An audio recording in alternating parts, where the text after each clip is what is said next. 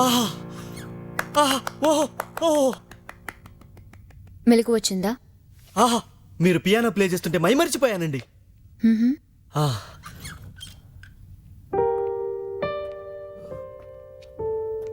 Madam 11:30 అవుతుంది, నేను బయలుదేరుతానండి. ఏ తొందరే ఉంది? 11:30 కదా. Night is so young. ఇంటి దగ్గర మిస్సెస్ వెయిట్ చేస్తుంటుంది. ఓ, లేటుగా వెళ్తే కొడుతుందా? ఆ, మీ మిస్సెస్ పేరేంటన్నా? రత్నం. రత్నమాల. ఓ మాలే. మరి పిల్లలు ఎంతమంది? Only one daughter, adopted. Really? మరి సొంత పిల్లలు? కొంచెం స్థిరపడ్డాక బాగుంటుందని. సొంత పిల్లలు వద్దనుకుని అడాప్ట్ చేసుకున్నావా? అవునండి. దీనికి కూడా మార్కులేయొచ్చు. ఆ, ఇంతకు మీ పెళ్ళి ఎన్నాళ్ళయింది? 5 years అవుతుందండి. మరి బోర్ కొట్టలేదా? బోరా?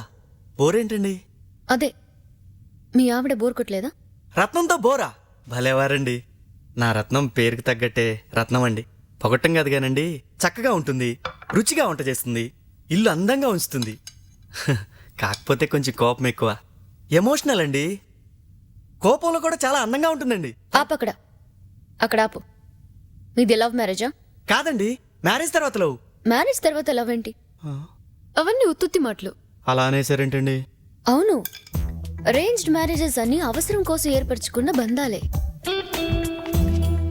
ఇట్స్ ట్రూ, అందులో లవ్ ఉండదు. కానీ మాది అలాంటిది కాదండి. నేను నమ్మను. సపోజ్ నందగోపాల్, నువ్వు రత్నాన్ని కాకుండా ఏ వజ్రానో పెళ్లి చేసుకున్నావు అనుకో, నీ రత్నం నిన్ను కాకుండా ఏ బాలగోపాలను పెళ్లి చేసుకుందనుకో, ప్రేమ అనుకుంటూ వాళ్లతో కూడా ఇలాంటి ఫీలింగ్స్ తోనే ఉండేవారు కదా.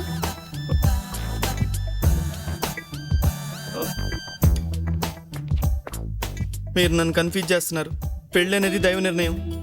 నా రత్నం మీద నాకున్నది నిజమైన ప్రేమ. టైం అవుతుంది, నేను బయలుదేరుతానండి. Good night madam.